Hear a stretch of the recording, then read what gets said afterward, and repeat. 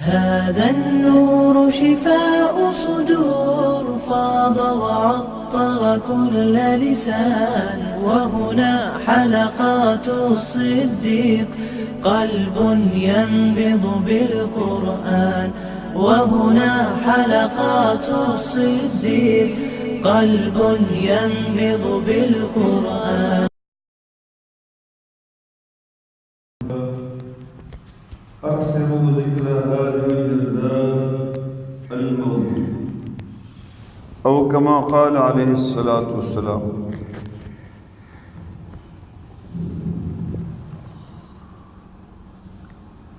میرے نہایت قابل قدر حضرت شیخ الحدیث حضرت مولانا عبد المجید صاحب ملا زئی اور اساتذہ کرام اور عزیز طلبہ،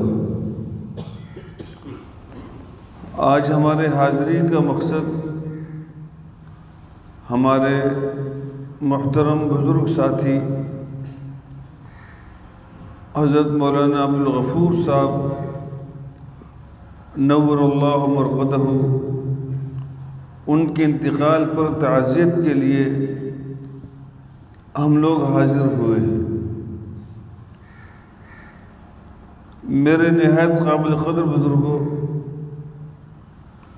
دنیا کے بارے میں ہم سب جانتے ہیں کہ جتنے بھی لوگ آئے سارے دنیا سے گئے۔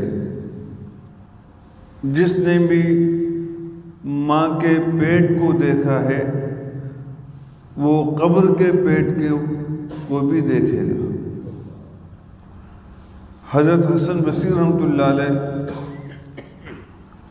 جب لوگوں کو دیکھتے کہ اپنے کسی بھائی کو دفن کر رہے ہیں تو ارشاد فرماتے کہ کل کا میت آج کے میت کو دفن کر رہا ہے، کل کا میت آج کے میت کو دفن کر رہا ہے۔ اشارہ تھا کہ جو دفن کرنے والے ہیں ان کو بھی دفن ہونا ہے، ان کو بھی دفن ہونا ہے۔ البیان والتبیین میں ابوبکر صدیق رضی اللہ تعالیٰ عنہ کے حوالے سے نقل کیا ہے کہ آپ اکثر ایک شعر پڑھا کرتے تھے،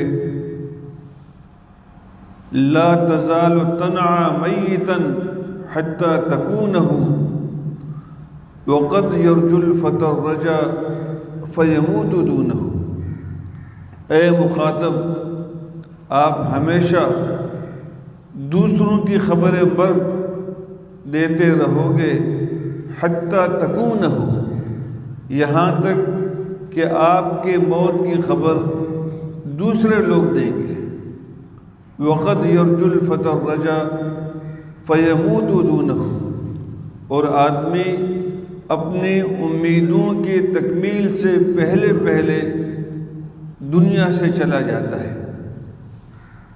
ہم میں سے ہر ایک کی خواہش تھی کہ ہمارے ساتھی حضرت مولانا عبدالغفور صاحب رحمۃ اللہ علیہ دستار بندی میں ہمارے ساتھ ہوتے، ختم بخاری میں ہمارے ساتھ ہوتے۔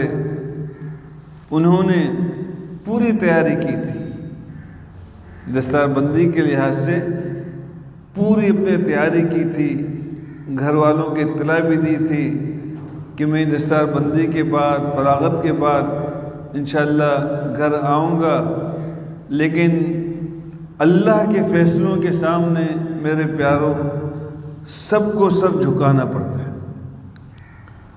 جب رسول پاک علیہ السلام کے انتقال ہوا، بی بی صفیہ رضی اللہ تعالیٰ عنہا نے ایک لمبا قصیدہ کہا۔ ایک شعر میں آپ کو اس کا سناتا ہوں، وہ یہ ہے، وَلَوْ أَنَّ رَبَّ النَّاسِ أَبْقَى مُحَمَّدًا وَلَوْ أَنَّ رَبَّ النَّاسِ ابقى محمدا سعدنا ولكن امره كان ماضيا.